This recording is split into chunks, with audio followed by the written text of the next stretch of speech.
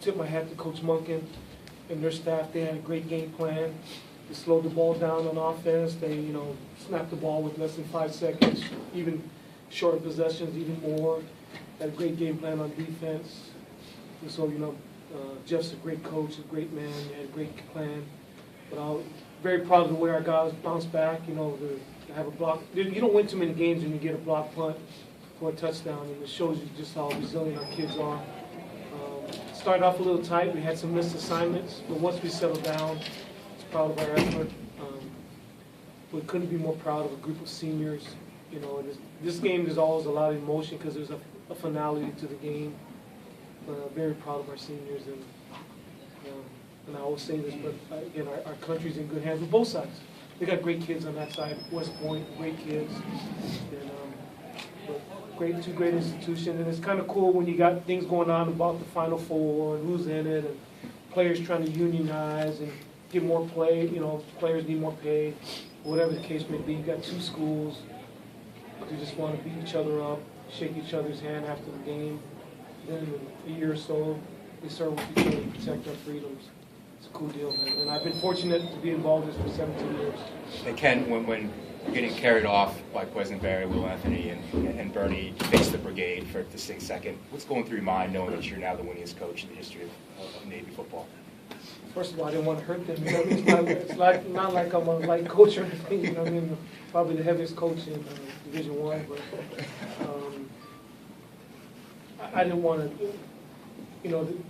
My players did that. I didn't want to do that. I would try to get down. I have so much respect for Army that and Jeff and those guys. I didn't want to upstage anybody. Just do our normal deal. Pay respects to them, pay respects to us. But both of those guys are stronger than I am. So I didn't. But to think about how far you've come, you were assistant here, got fired, you come back, and now 16 years later, you're the winningest coach in the history of the program.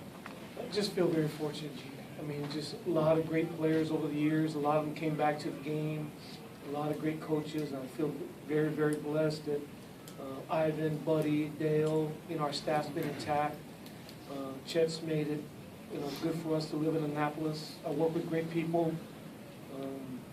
Strauss, and it's a great place to be, and I just feel very blessed. I guess it's a little surreal right now because the way the game ended, I thought, we're getting to finish the game off, and got everything intact. That's kind of our game.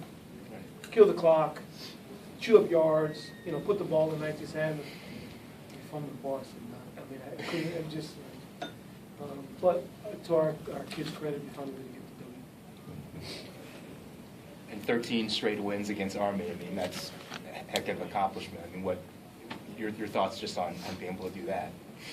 Well, it's hard to do, and our approach has always been don't talk about the streak.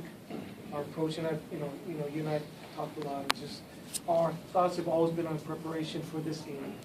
And because none of the other games have any bearing on this game. It's not like you can carry points over, and we've always approached it that way.